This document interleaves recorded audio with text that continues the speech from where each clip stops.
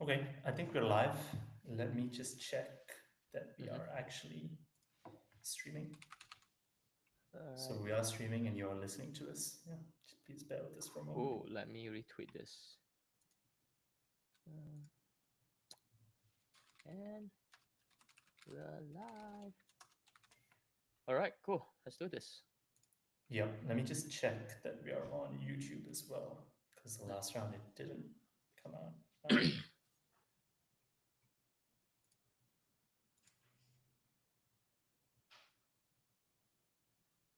No, we are not live on YouTube. Um, Hang on. Mm-hmm. Okay.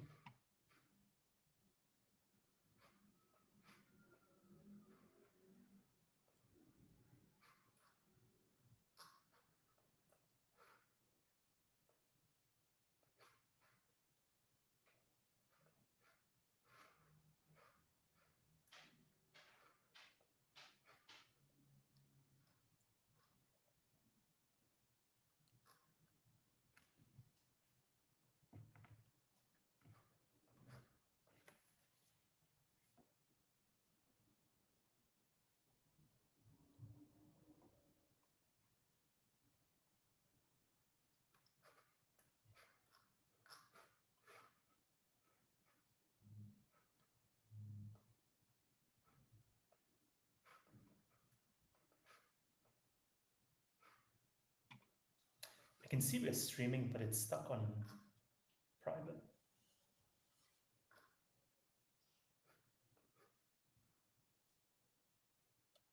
Oh no, we are live, I think. Mm-hmm. Maybe it'll take a while to propagate.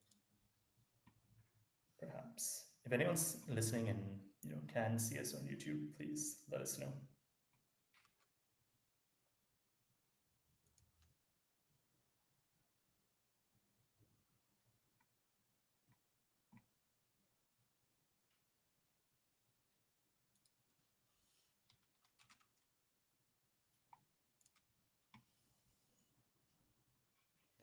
Oh wow, 37 people watching this already. Yeah. Hello. Hello, everyone. We're just trying to figure out why we can't find ourselves on YouTube.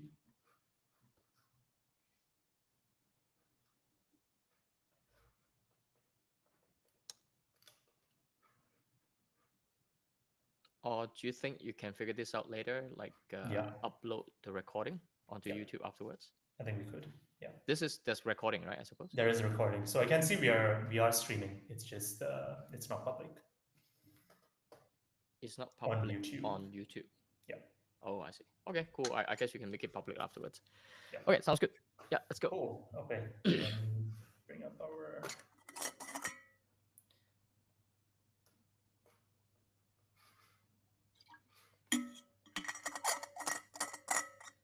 Okay, hello everyone. Thank you for tuning in wherever you are in the world. This is the third FrodoBots RoboCall.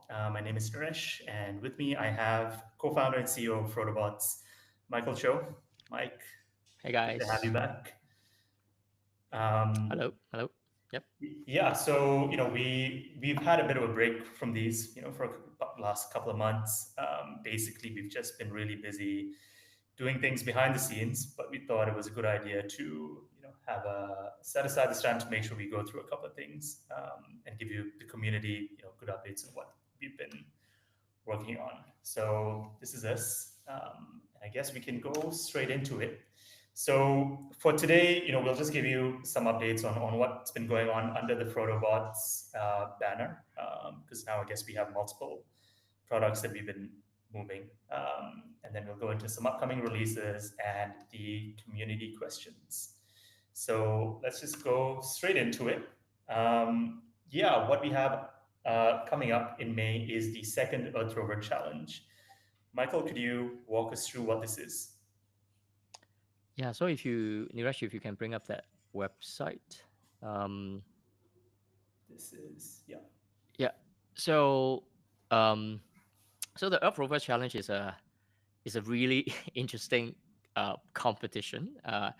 So last year we did the first one at this robotic conference. That one was in Abu Dhabi last year. And the basic idea for this Earth Rover challenge is that we basically pit human gamers versus AI models, right? And so what we did last year in Abu Dhabi is that we actually partner up with YGG, right, UQ Games, and then we have a lot of the gamers play the game right for months, and then we basically have a leaderboard, and we send the top 6 or 7 gamers to represent humanity, and we actually flew them to Abu Dhabi. And then at the same time, on the other hand, we have and maybe Niresh, you can just click what's it, the trailer, and then Yeah. just play. Yeah.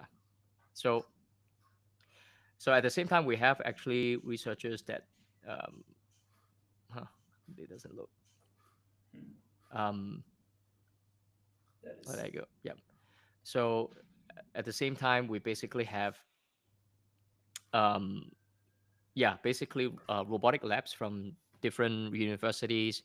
So we had like UT Austin, we have National University Singapore, and Seoul National University. So that's one of the researchers from SNU.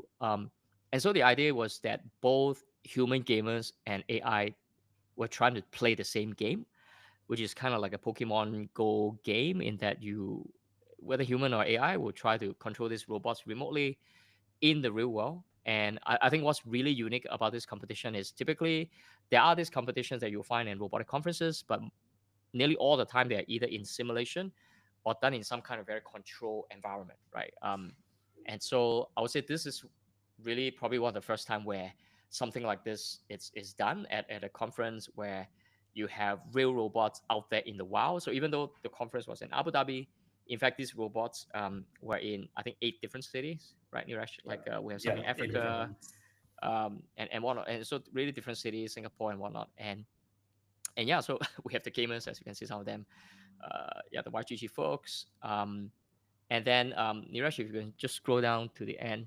So at least for now, like humans reign supreme. So actually, the humans are way better, at least compared to during this first round. But obviously, we expect the AI to improve over time. And so, and this is so we're organizing the second iteration of this same competition. This one will be held at another robotic conference. And as you can see, actually, we are really honored to be, co-organizing this competition again with the same folks. Most of them from DeepMind, a couple of them from academia and Meta AI and whatnot. And so, um, yeah, I think this year we'll have, a lot more teams. Some really strong teams coming on, Mhm. and I think one major difference is this time round we will compete, meaning we will send Sam to compete. So Sam will represent FrodoBots, and Sam, the AI agent, will actually try to compete against the other AI models and also the human gamers. Um, and so this time around, that conference called ICRA is going to happen in Atlanta. And so this round, I think most of the cities will be in either America, in North America, and South America, right? Because of the time zone. So yeah, so I think that this one is going down. We have, Niresh have been very busy Yeah. uh, arranging with the different universities, getting their robot set up, getting their models tested and deployed. And yeah, I would say honestly, if we didn't do this competition last year, there would not be Sam, um, the AI agent, because like to do SAM, we needed a very well, at least a pretty decent SDK that basically allow AI model to basically control our robots effectively, right? Bear in mind, our robots are really cheap robots, right? So so like a robot like this. So um, yeah, I mean, it took us a while to get the embedded software, and last year it was really battle tested by this bunch of researchers. So yeah, so this is Sam. So in a way, every single day when you guys start into Sam's Twitter thread, it is training, right, for itself to kind of represent us in this competition. So yeah, we're looking forward. Cool. Yeah. Yeah. So Cool. that's Earth Rover challenge. That is the Earth challenge. Okay. And I guess next up we have, probably one of the bigger announcements we've had in the past few months. So you've been working on, this round of funding, which is related to the Bit Robot Network. So maybe you could tell us quite a bit about that. Yeah, dollar sign US dollar 8 million. Yeah, but I mean, beyond the fundraising announcement, actually, I think to me the I mean, fundraising is not a milestone. So, um, but the big thing that actually I was really excited to show it to the world is BitRobot, and so the concept of BitRobot um, is that this will be a crypto incentivized network, and this will be a network of subnets. And so we call it BitRobot because honestly, we were really inspired by BitTensor, right? Which in my mind is probably the first project that has shown the world like that a network of subnets is possible. Um, I think there are other crypto projects that try to do that, but BitTensor is really, in my mind, the first one that really, uh, well, figured it out. I would say like there's still plenty of problem there, right? But they are, obviously they were the first one to do it, so there are a lot of design decisions um, that I don't think will necessarily just like so-called transfer or copy directly. But I think I must say like just give them credit, because if BitTensor doesn't exist, I don't think something like BitRobot will work. But because we are in a timeline where BitTensor exists and things like Helium and exist, then um, I think BitRobot must happen in my view, right? And Mhm. um, so you guys look at what we've been building the last 2 3 years. So we first have this sidewalk robot gaming thing, right? And if you look at it, um, inside this game, basically we have human gamers, and ultimately we want to incentivize human gamers, and then we also incentivize people to buy, this like cheap robots, right? And then deploy them in the world, and then they should be also be crypto incentivized to do so. And so you can think of it almost like a deep in slash like a play to earn thing, right? Something like that. And with the output being a data set, right? And honestly, that's also because of this data set that we started working with some researchers in the first place. Um, but that is going to be basically just the first subnet in BitRobot. Um, if you look at the competition that we just went through, right, Earth Rover Challenge, you can think of it as basically subnet two, right? The second subnet. So it's still with about cyber robot, navigating in urban environment, but for that one, the contributors are different, right? So you no longer have the human gamers. Instead, you have researchers, human researchers, um, and who are using the data, probably from subnet one in this case. But also they actually needed compute. So I did mention, maybe I should also give a shout out to our partners, um, IONet and also Exabits, who were gracious enough to provide us and the researchers actually really non-trivial level of compute. So we ended up having two boxes of H100. So one box each from IONet and Exabits. One box of H100, for those you don't know, is basically eight H100, right? And we then turn around, give these resources to the researchers so that they can actually do the work, right? Because even if you give them the data, if they don't have the compute, it's like they can't do anything with the data. Um, and so we give them data, we give them compute, but also most importantly, we give them a fleet of robot in the real world to deploy and test their models, and which means they can now do real world evaluation. But if you could look at the output of that competition, it's basically a series of different AI models that are built by the different teams.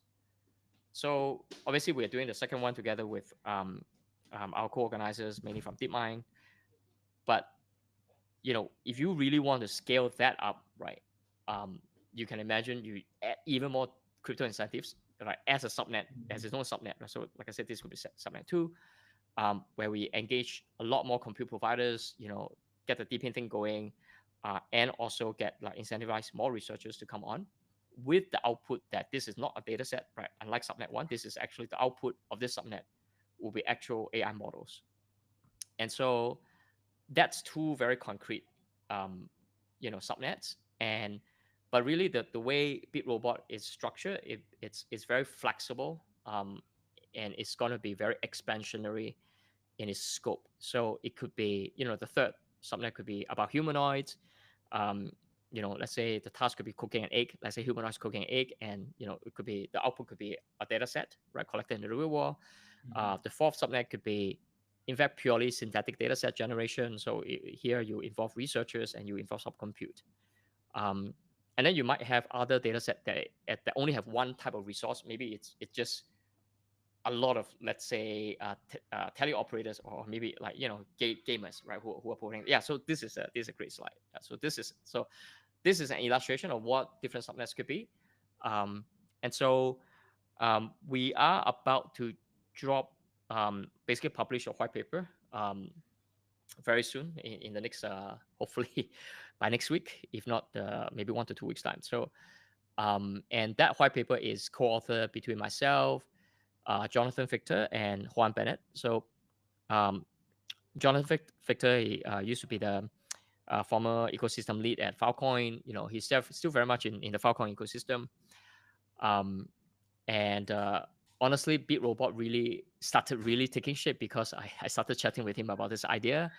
Um, um, well, I think around August, September last year, and then soon after that, he introduced me to Juan Bennett, who is the creator of IPFS, um, founder of Protocol Labs, right? And so, and yeah, so the white paper actually is, three of us have been really thinking about it, and we got together for a couple of weeks together, and really just bang out the white paper. And so there are, I think, a lot of very interesting, in fact, maybe somewhat new concept around governance, around tokenomics, that we're super excited to share.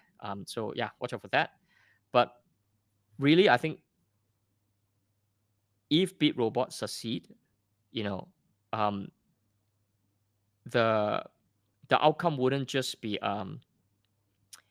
what we set out to do initially, right? For the first 2 years of our existence, I would say the first 2 years, me and Niresh and my brother Sam were basically thinking about using crypto incentives to create a nice sizable data set for Sidewalk Robot, and that was it. So for 2 years, we were trying to, I mean, just getting the hardware fixed, getting the hardware stable, getting the low cost down, already took us 2 years.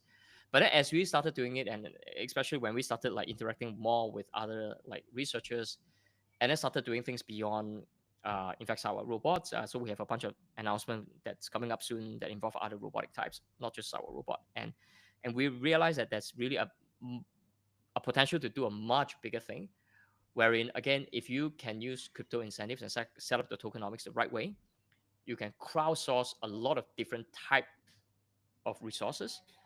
And if they can kind of self-organize and coordinate, you end up being like, you can kind of think of each subnet giving you an output that is all going to be quite, substantial on the path of truly solving embodied AI. So yeah, I would say what we're gunning for is a moonshot outcome. Like kind of one of the things we mentioned in the tweet thread, like we're gunning for the moonshot, which means if Big Robot were to succeed, truly succeed, at the end of the day, like Big Robot will be able to create a series of foundational robotic models. What does that mean? It means that it will have AI that's intelligence enough to really power all kinds of robots. Could be surgical robot, could be robotic dogs, could be humanoids and whatnot, could be cyborg robot, and they should at least be at human performance, if not a lot better. And um and yeah, so I guess we're just taking our first 2+ years of learning inside a robot and just apply the same thing, but expand the scope a lot more. And so, I mean, as a builder, I think it's not often that you chance upon a vision that is so big, that I kind of feel that this is, I mean, this is my third startup, and Niresh actually worked with me on my second startup together. And I don't know what Niresh like. I mean, we discussed this a few times. I think like this is, and I've been doing startup for like more than 10 years now. This is my third time founding a startup. I don't think it's unlikely that I'll come across an opportunity this big, and kind of finding us at the right moment, at the right time. And so I feel really grateful that we get to be where we are. And obviously we have now backers that who believe in the same vision and same story. Um, yeah, so a big shout out obviously to the investors, especially some of our earlier existing investors. But anyway, I mean, very very grateful to all of them. Um, but like I said, I mean, fundraising to me is not a milestone. In fact, it could be very much a distraction. So, uh, but all I'm going to say is that we're going to keep cooking. Maybe Niresh, you want to share a little bit? I mean, Um, About your personal, probably a sigh ye- of relief that we get to get some money in and continue building. a little bit. I think the way I see it is it allows us to just um, keep building towards something that we think can actually be very meaningful, right? In terms of like the contribution it could make to robotics and embodied AI research. So actually, on that, I was going to ask you if maybe you could elaborate a little bit Mm, on why you think crypto is the perfect sort of like field, right? Like for anyone who's not really familiar with how AI research works, right? Like you might at the surface of it think they're pretty different areas, but why crypto and AI and robotics? yeah. Hmm. Okay. Wow. I can talk for hours about this.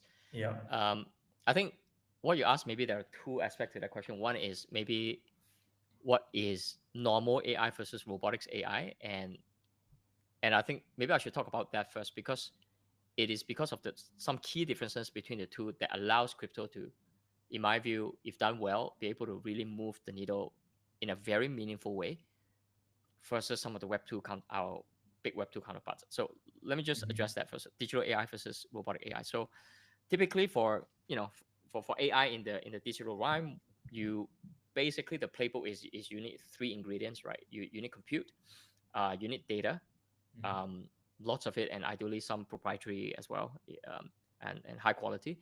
And then you need talent who can drive your new algorithms, right? So for example, if DeepSeek or OpenAI were to drop a new model tomorrow, what you find is that obviously they will publish a bunch of benchmarks, right? And then, but usually within one day, at most one day, right? AI Twitter will already have a pretty good vibe check or good judgment of how good or how bad is that model. It literally takes only one day, Mhm. right? And usually the judgment call is more or less correct, right? So which means this tells you that even though there are so many different benchmarks, and honestly, there's no single like perfect benchmark to measure like intelligence and because there are different aspects to intelligence, but at least AI in the digital realm, what you realize is that the final step of evaluation, while it's not perfect, is never also a bottleneck towards the pace of iteration. Um, Now, if you look at robotics, AI is completely different because obviously you can speed things up in simulation and test things there. And obviously, this stage Gen AI is great. So I think those are going to really make a meaningful difference in embodied AI robotics. But ultimately, you're talking about robotics. You're talking about physical AI. You need to test things out eventually in the physical world. And there's this big thing about sim to real gap that I won't go into the details. But um, suffice to say, you don't know you don't truly know how good is your AI model, your embodied AI or robotic AI model until test in a real robot and make the robot do what it's supposed to do in the real world. And so the challenge there is the evaluation step in the real world because it involves the real world. You can't speed up time, you can't speed up atoms per se. So it is going to take way longer. So for example, I give you an example. So imagine Tesla were to, or any of these like self-driving company, autonomous company that for driving they roll out, let's say the latest FSD 14, okay, and let's say Tesla within one day they already get 1 million miles um of driving, right, with FSD 14, and let's say there's no crashes and no disengagements, right? So the question is, does Tesla or in fact anyone in the world truly know whether FSD 14 is level 5? And what you realize very quickly actually is it's impossible to know because what if in the next mile, the 1 million and first mile, there's a crash? So therefore, actually, what you realize, right, is in the physical world, the only verifiable fact is a real world failure, meaning a crash or like a human takeover from the AI. They call it disengagement. And so um, for Tesla to truly know whether they have a level 5, they probably have to have collected at least 1 trillion miles, and then look at it. Did any crash happen in this 1 trillion miles? Um, and so because there's no counterfactual, right? The Mm-hmm. only thing that's verifiable is when there's something goes bad in the real world. So, and that's a very paradoxical thing that I realized about robotics is, you know, especially in our early days, it still does actually now. Like sometimes when we talk to our investors, the first thing they ask is, "Hey, what if there's a crash? You know, what if something happened to the robot?" Um, I of course, like, safety is a big concern, privacy is going to be a concern, um, and you have to constantly address those if you really want, a lot of robots in different environment at home, on the streets and whatnot. But if you look at it purely from a technical advancement perspective, right, you actually want to see as many crashes in as short a time period as possible. Because again, if you look at the Tesla example that I gave just now, in theory, especially when your AI model go past between, let's say, beyond level two, um, kind of like they call it level two to level five, right? So somewhere beyond level two, I posit that anything beyond that, the only thing that can really make that system, your AI system, go better is just to see how it fails. And so, yeah, it's a very paradoxical thing, but you actually would want to see more failures because without seeing failures, your physical AI cannot learn, cannot move forward. Mm-hmm. And it's a little bit like, like when a kid when a baby learn to walk, right? It needs to fall a couple of, I don't know, multiple times, hurt a little bit here and there. That's where you truly learn, right? Um, and so, but if you think of it that way, you realize that for physical AI, evaluation is maybe even a bigger bottleneck to the lack of data set. So, and this is like a very long-winded way to saying like physical AI is different from AI, right, in the digital realm. And where I think really crypto can really shine is first and foremost because robotic is so different. And also the other thing is like a lot of robotic data, especially teleoperation data, um, doesn't exist naturally. Um, so it means that for a crypto project like ours who is trying to build something in this space, we are not necessarily behind. Like we are not starting from a, we're not trying to like, okay, for example, if you look at Hive Mapper or Helium, right, these are fantastic deepin projects. um, but all these deepin projects typically are trying to maybe not typically, like, some of them are really starting from greenfield places, but quite a number of them are trying to take market share from big incumbents, right, from the telcos, from the Google streets of the world, right. Mm-hmm. um, Robotics actually is greenfield, uh, except maybe Elon Musk for self-driving, right. Obviously he has a huge data advantage there, but even for them, when it comes to Optimus, they have to start gathering the humanoid data from scratch, right. Maybe from what I understand, like maybe a couple of hundred, maybe less than that, like folks in the Palo Alto office doing teleoperation. But Mm-hmm. in the grand scale of things, like 100 plus robots is not going to cut it, right? So I think that's the opportunity for crypto, where if you believe crypto is a way to coordinate resources globally in a very very rapid pace, then it's possible that crypto can front, like basically move in certain direction that is way faster than if you're trying to do it in a centralized way, because it's essentially you're just crowdsourcing from the world, right, different resources that you may need.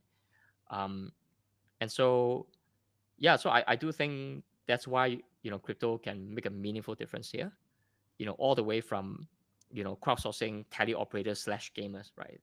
Gamers could come from anywhere in the world, right. Mm-hmm. um, you know, compute providers as well. You could have spare data compute capacity, different parts of the world, right. um, and also the deployment of these robots, especially the sidewalk robots, you actually want them to be in different cities, because the diversity of the data, right, that's collected from different cities actually help you eventually the models that's built on this data set to generalize a lot better. And so you want that diversity to come from, you really want to crowdsource because of all these reasons. Mm-hmm. and and because of that, I mean, I well, first of all, I don't have, think of it ourselves as so-called direct competitor to anyone in the Web2 space. In fact, I think we will very much be great partners to many different players in the Web2 world, right, doing robotics. It could be the DeepMind, the OpenAIs of the world. It could be, robotic manufacturers, all over. It could be academia, especially, I think, right? Um, and yeah, and so I think that's what I'm really hopeful about the Bit Robot. I think Mm-hmm. we do this right. um, we can truly move the needle for robotic AI research. And I mean, as a counterfactual thing, it can never be disproved. But I would love to see Bit Robot being able to move, like fast forward the whole embodied AI research by like 4 to 5 years. I mean, Yeah, there's no way that would to be super cool. prove or disprove that. Yeah, but 5 years is a lot. So I think it's possible. Um, yeah, and in a way, I kind of feel that we have kind of proven a little bit, like even though we have so little resources for the first 2 plus years, what we did with the cyber robot already moved the needle. And and that's why we ended up having the privilege to work with all these like really cracked, like world class researchers. But Hmm. it's also because it's not because we're a crypto thing, by the way. It's in fact, we don't even have a tokens yet, right? Obviously it's because we managed to do enough to gather a good enough data set so that we get in the door and start working with these like researchers. And so I felt that we really earned that right. But of course, we want to accelerate and hopefully going forward be a great partner to many of these other components in this whole robotic industry. Um, yeah, and the whole robotic vertical is going to be so big. It may be the biggest vertical, biggest Hmm. industry in the world, right, in the next 10 years. And so, yeah, so uh, it's not about, I guess, competition or taking mindshare. The whole field is going to grow so fast anyway. So, um, yeah, Yeah. And cool. it's probably because it's such an elongated vertical that's brand new, right? That's why like crypto incentives would probably work so well, because you have all these different people who would be incentivized at the different steps, and join in the outcome pool, right? If it works out well. Yep.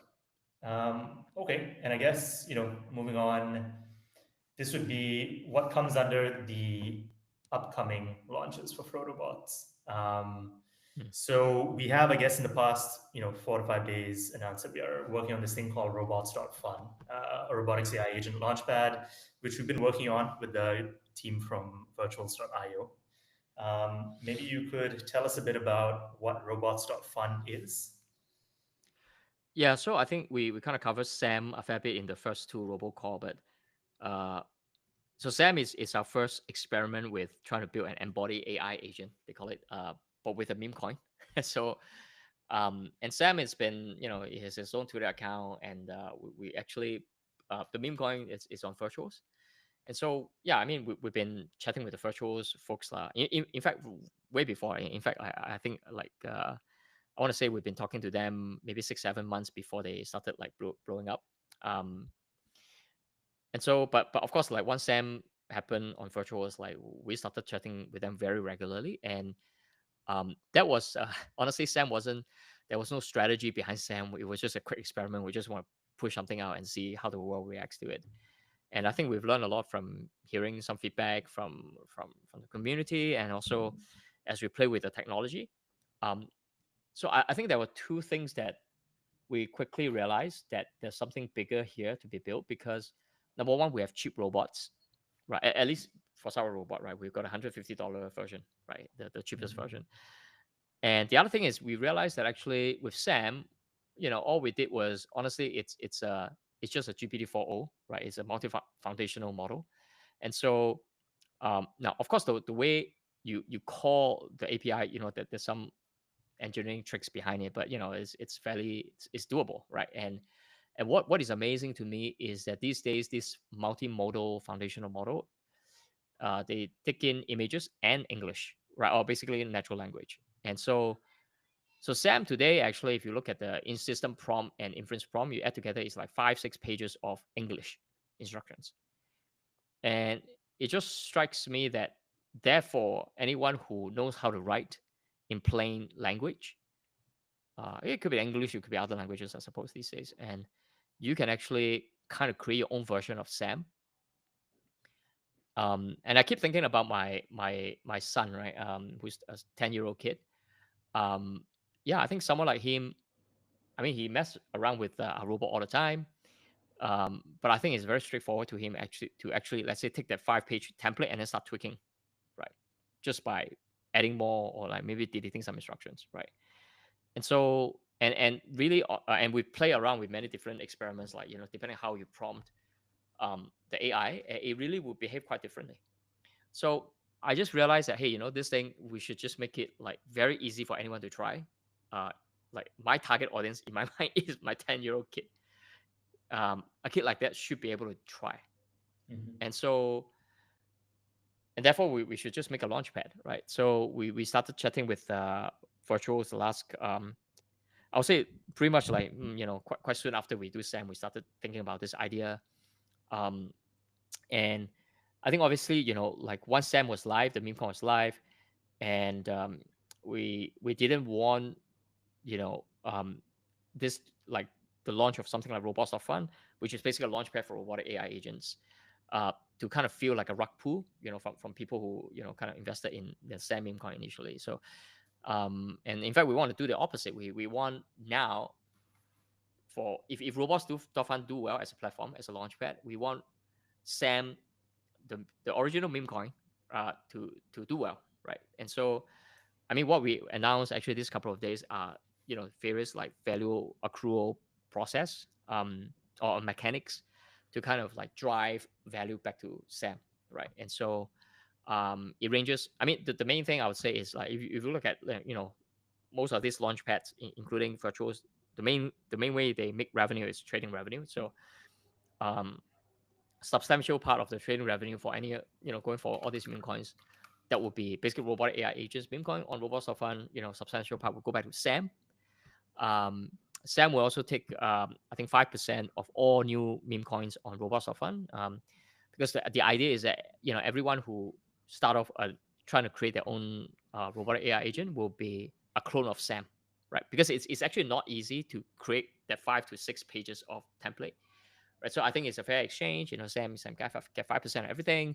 So it's as if Sam owns 5% of robots of fun, right? It's a little bit like that. And yeah, so that's a trading fee. And so, um yeah, and so I think I expect what will happen is that the market will, I mean, initially the market basically treated Sam as a standalone AI agent, right? And I think that's a fair assessment. But obviously with robots of fun now, I believe, and also with also value accruals, that we kind of like, devise with the virtuous folks. Yeah, I think Sam will trade more like a platform kind of coin or token. Um, and I also just mentioned in my like quote tweet today, like to this tweet from my personal account, that right now the team has 15% of Sam's supply.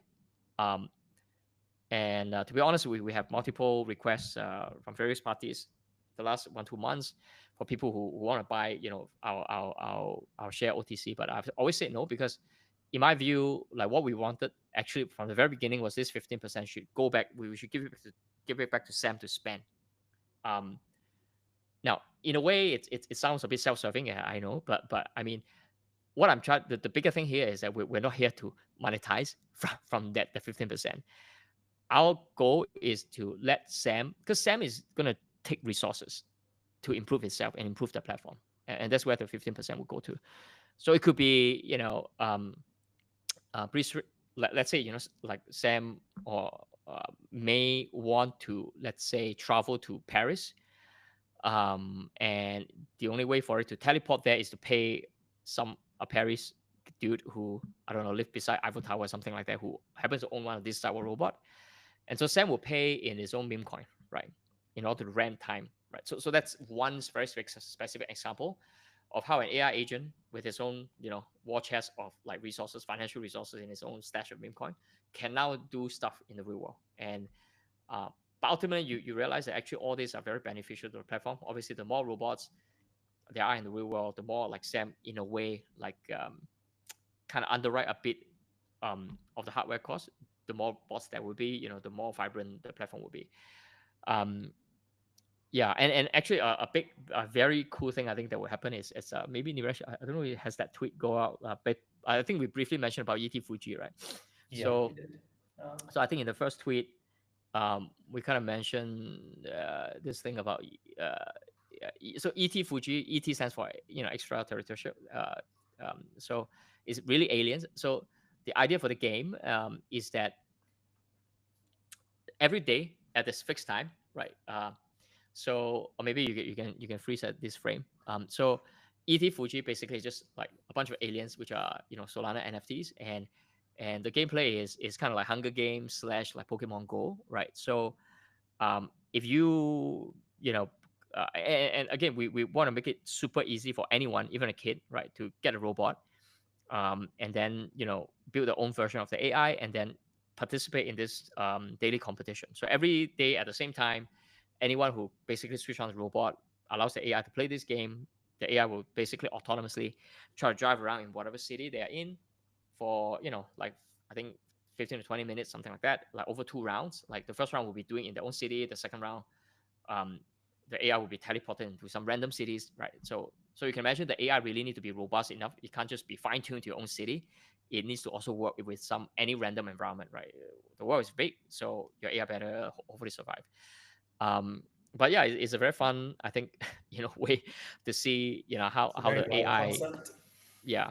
Um, and so you can imagine easily this could be a leaderboard, um, and you can imagine different people. There will be people who are getting so good at prompting the AI that they will start winning, right? And naturally, the meme count of the AI agent should start to pump. I should also mention, actually, like in a later tweet, we'll mention this, but basically, every day we'll put some money to basically buy the winning meme coin, and then give it to basically Sam. So Sam will also start to accumulate more meme coins of those, like winning agents, right? The better AI agents. Um, yeah, and we actually have a human version of it that we're gonna like announce properly in soon as well. But I think whether human or AI, I think it could make for a really interesting esports, and then ultimately more. There's a lot of augmented reality thing that we can add on to it, as an entertainment and gaming experience. So um, yeah, so I think it's yeah. I mean, it's robots of fun. I think emphasis on fun and robots. So uh, yeah, and maybe I should also talk a little bit about why we are interested to do robot stuff fun while we are also doing big robot, Yeah. right? Um, so my view is that like there are two extremes in the crypto world, right? You have the very serious, use crypto incentives to go and gather resources and do big things in the world. Majority of DPs will fall under that category, and I would say bit robot very much is in that category. And to be honest, like that is definitely still our north star, right? That's what we ultimately want to do. But then you have the other side of the crypto that is full of degens, right? Very raw energy. Um, you can say that they're very fickle minded, but you can get their attention very very quickly, and form a community very very quickly that way. And I think especially for robotics, as you can see in this ET Fuji thing, I think that it's such a memeable thing, and we also have been doing this sidewalk robot as a game thing for so long. Um, yeah, so we thought that there's a lot of like gaming, entertainment value to it. And so in a way, we want to use robots of fun to create, the community who people who just love seeing robot do shit, funny shit in the real world. And then, but there's no pretense of utility, by the way, pure entertainment, right? I mean, these aliens obviously, doesn't do any shit in the real world, right? But it's fun. It's still Mhm. very fun. Hopefully all this will become collectibles over time. But I think while doing all this like gaming experiment, actually is going to really inform and also hopefully drive, and we'll be able to drive the attention and maybe even capital towards something that is benefit, the bigger vision, which is Speed Robot. Um, so that's why we want to do both, right, in parallel. Um, and Because I suppose it's, it would be good to, even as people or AIs are driving around catching like these, little alien fugitives, right? Like they are actually still, as long as they're collecting the data, they're contributing to what would eventually be the bit robot network. exactly. Yeah. I mean, there are just so many overlap actually. Like the other thing I would say about gaming in general is that gaming has always been like a front runner, right, of every new wave, like technology, right? Yeah. Like we won't have GPU without gaming, right? And of course GPU without Nvidia today, Where where is would Gen AI AI, be? right? Yeah. And that goes for VR, that goes for like computer graphics, they go for so many things. So um, yeah, I'm very bullish as we've been for two plus years now, this thing called robotic gaming. I think gaming is going to do something for robotics the same way it's done for other industry. May not be super obvious now, but I think we want to prove that robotic gaming, or like it could be a very interesting spectator sports, a gaming experience, and so yeah, and we have some really interesting announcement coming soon in the coming weeks and months. So stay tuned for that. But yeah. Yeah. Cool. Okay. I guess I'll move on from there Mhm. because I guess the next up is just questions from the community. So, Mm. if you are listening live and you have any questions you want us to answer, feel free to throw them into the Twitter link Mm. in the stream. I guess maybe you can go to this one first. So, there should be a way in which we can use SAM tokens to vote on the course of action. Yeah, I think that's a great idea. Um, yeah, I think eventually we'll try to do something like that. Yeah. May not just be SAM because there will be so many embodied AI agents, hopefully, on Hmm. Robot.fun. Yeah. So I think all these are primitive that we should just build it in eventually when we finally get. I mean, it's we are still a very small team, I should say, right? Mhm. So and we have many like kind of tackling many things at the same time. So this is definitely something we want to do. It's a little bit like those live streamers that get like gifts, especially in China, right? um, get tips along the way. Yeah, so to me, it's the same idea. You get a tip, you do something, and so I can totally see this like making sense. Yeah, it's a matter of time. I don't know how How far in the high future? priority it is, but Yeah. yeah, we definitely have considered this. Something we've talked Yeah. about. Yeah. Hmm. Cool. Okay. Does SAM have a central control unit since it can transfer its consciousness from one bot to another? Yeah, so it does. I mean, right now, I mean, we at the back end, so for those of you who don't know, right now, Sam, I mean, it's if you go to its Twitter thread, it's basically live streaming 24/7. Every few hours, if you dive into it, you realize it's live streaming from a different locations. So basically, Sam is in a way being teleported, to a different city every few hours. And of course, we do have a fleet of robots that's in I think 30 over cities now. Yeah. And so yeah, so we do determine, okay, Sam, you go there, Sam, you go there, right? So but even for me, every time I go there, I'll be okay. I have no idea where it will be, but it will be somewhere. Mhm. Um, and so that yeah, right now that's what we do. But I mean, Sam will continue to be the OG, right? And so it will have continue to have more special power. And honestly, a lot of the new capabilities that will be pushing out will always push to Sam first. In a way to test, uh, the latest AI capabilities of these foundational models. And once they're proven to work quite well, we'll make this basically or like share with all the embodied AI agents that have cloned from SAM on robots of fun, so everyone can then upgrade their AI agent and be able to do very similar things.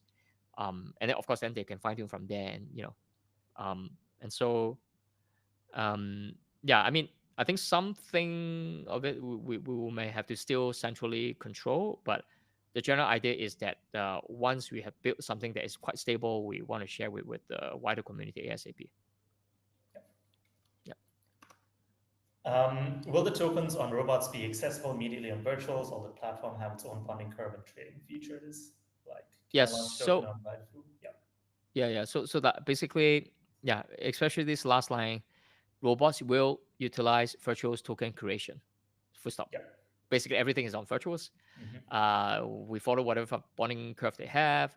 Everything is we're building on basically virtuals rails, right? Yeah. And so yeah, I think they already have a great system that clearly have scale for many AI agents. I Been think battle that's no tested. Yeah. yeah, very battle tested. A very nice ecosystem. Hmm. Um, so I don't see any reason for us to like, and I think we have enough things on our hands to to just on the robotic side of things. Yeah, so Yeah. yep. So Virtual is a great partner. By the way, I should also give them a shout out because Yeah. they did come on, onto our cap table during this round of funding. So definitely a close partner of ours. And I guess also just a question because I realize some people do ask this, like what, and I don't know if we've covered it today. Mhm. How would you draw the distinction between, let's say, robots.fun and virtuals itself, if they're both using the same smart contract? Well, I mean, I guess I mean it's Yeah, whether these AI agents are a physical yeah, embodiment and first kind that's of AI that's the agent. big difference, right? Yeah, Yeah, I mean, essentially everything on robots.fun is linked to a physical robotic device. yeah, I mean, if you look at Sam Twitter, its tweets are very lame right now. Yeah, So it sucks as a that kind of AI agent, but it's probably the only one AI agent in the world that's randomly checking out the world, different parts of the is world. actually moving, Yeah. right? So I think that's so I think we'll continue just obviously just focus on the robots one. But I mean, I could totally imagine there will be a lot of like collabs with other AI agents, purely like the start off not with robotics as a so-called a default, but then occasionally maybe some of these AI agents do want to get into some robotic embodiments. I think there's a lot of like collab opportunities there. Um, yeah, and that's why I think building on a existing platform with a lot of other AI agents like Virtuals is great. Like I mean, we're plugging into an ecosystem of other AI agent builders. Obviously, we focus on robotics, but I think there's a fair bit of um, yeah collab opportunities with them. Yeah, cool. Yeah, The AI agent asset created on robots.fun are all FrodoBots. yeah. So I assume this question means robots, meaning the I mini assume he robots. means the physical robots. Yeah. Yeah, and so created on all. I see. So I don't know. I mean, but the way I read this question is like, is it all must be our own robot, right? Can it be other Hmm. or other robot made by other robot manufacturers, right? So, Yeah. I think definitely our goal is that eventually there will be other robotic type, and it's impossible for us as a small team to do all robotic types, right? So, so I mean, I do think Sawa Robot and why we focus even like build a hardware team to do that is it is the one robotic embodiment, one type of robots where you can, and I think that thesis have proven right. Our early thesis, original thesis is our robot. You can really get the cost down. Hmm. Our original target was $500. Now we have a version that's That's like $150, 150. Yeah. and so I think keeping costs really really low, it allows us to try different things because like it allows you to, for example, be super consumer and even allow. I mean, $150 is not a cheap toy, but it's within the region of some toys that you may find in Toys R Us. Let's say Hmm. it's not even that expensive if you look at it as an RC car, right? So and so I think that's why we started with a Cyber robot, and we're constantly still trying to make it more robust, make it even cheaper. Hopefully in the next couple of versions. And so, but obviously, it's not the only robots type in the world. And so, Hmm. and we are not going to do all types of robots for sure. And so, over time, we'll expand robots of fun to other types of robots. So, but for now, at launch, I would say it's the Sabo robot that we have. Yep. Cool. Okay. Will there be pre-approved robots ready to go on launch to get things going with a bang? Yeah, definitely. Obviously, at launch, like um, it would take time people to even for on day one if someone want to buy the robot it would take time for us to ship them the robot, right? So there's a delay, and obviously we want to launch the platform with something. So actually we intend to launch probably with four of our own you know AI agents that are all cloned from Sam again, but then from there it's then there's different variations basically of Sam. And so I mentioned about the daily competition. So I think in day one, you guys will see actually basically four AI agent that will take part in the daily competition, and all of them will have their own, meme coin and virtuals. And yeah, there's already something you can speculate and certainly bet on if you want. Um, yeah, so in day one we'll have that. But of course, we would love to see a lot more, folks in the community who just basically buy the robot, try to do their own, build their own version of the clone, Sam's clone, and then also compete basically. So the more the Yeah. better. Yeah. In fact, if you are listening to this and you do want to, try getting in on this, feel free to reach out to us and see how quickly you could perhaps buy a robot and participate once the competition is live. Yeah. Okay, and the last one, I created my AI agent on virtuals a few days back, and the token be linked to robots fun tokens.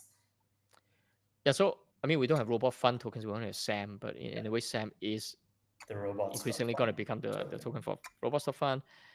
Um, yeah, I think we definitely want to allow um, or make it very easy for other creators of other digital like first kind of AI agents on, especially on virtuals, to gain a physical body, if you will, right? Um, but I would say that's hopefully soon as a phase two, but we got to make sure our phase one is doing well first, is stable. And so I think at launch we'll just focus on making sure that for those who just buy the robot and making sure that they have a smooth, onboarding experience, easy to clone SAM, easy to like modify their own AI, easy to participate, create their own meme coin on Robots of Fun and all that. Um, and then I think once we have that stabilized, then I think probably in the meantime, you can imagine in the backend in fact I would say we actively welcome any like AI agent creator who wants their agent to do something in the physical world. Please reach out to us. I think there's a lot of things that we can Yeah. collab on. And I'll say our SDKs are quite battle proof now, battle Mhm. tested, especially by researchers, right? Because in a Yeah. way, the researchers are all building some kind of AI models, so it's quite stable, and so yeah, there will be hopefully a lot of collaboration. So Yeah. if you're AI agent creator, I think there'll be a lot of things to do. So I don't know whether link to the tokens directly is the way to think about it, but it's more like yeah, I mean, we'll try to get some of these physical embodiment bodies Mhm. available to AI agents that we want to partner with Already and exist. collaborate with. Yep. Yeah. Mm. Okay. And I guess, yeah, that's it. So, a couple of links. One is for Sam's Moving's Telegram, the other is for our FrodoBots Discord. Um, yeah, so thank you guys for tuning in. Any final words, Michael? Well, yeah. Thanks for listening. Um, and I guess another shout out to, yeah, I mean, all our investors and all our early community, members, and also the team as well. I mean, the first 2 3 years, we definitely have some hairy moments where we basically ran out of money. Mhm. But then, kudos to them. Obviously Niresh being one of them. We just keep building somehow, and yeah, I would say the world has finally, in a way, in the last 1 year, woken up to a lot of the thesis that we had like 2 3 years ago. Yeah. So we were early. Thankfully, I don't think we are super early. I think we're just around the right time, just to be early enough. But now that the whole world has woken up, I'm into it. I do think we need to move super fast to really see some of these opportunities. So, I mean, with this funding, it will help a lot. But yeah, I mean, do follow us on Twitter. Go to our Discord. There's a lot of very interesting like announcements and things that we'll have in the coming weeks and months. So I think if you like robots, I think you hopefully like what we have. Oh, and also I guess a shout out. Um, this one is a bit self-serving. Me and another researcher, his name is Chris Paxton. We have this like new podcast called Robo Papers. So every week, me and Chris will just talk to some authors of some like really good, like cool embodied AI or robotic AI academic papers. So if you want to geek out and you want to dive deep into some of these like actual research and science behind some of these really state of the art like kind of algorithm, like do dial into that one. We already have, I think probably 2 months worth or even more like of really cool papers and researchers coming on to dive deep and share the work. So yeah, if you're interested, like do check out those episodes. I think the first episode just dropped today. So yep, Yeah, I think I saw that. It was super, super interesting. yep, cool. Okay, yeah, thank you, everyone. Okay, Have a good one wherever all you right, are. yep. We'll see you Hopefully on the we do this next more often, but I robocall. think we Yeah, shouldn't promise a weekly. it We'll was a see. bit We'll see. hard, Yeah, as considering the and when team we is. can, we should do Yeah. this. Yeah, yep. Okay, Okay. cool. Awesome. All right, Bye all right. bye. Thanks, Niresh. All right, ciao, bye.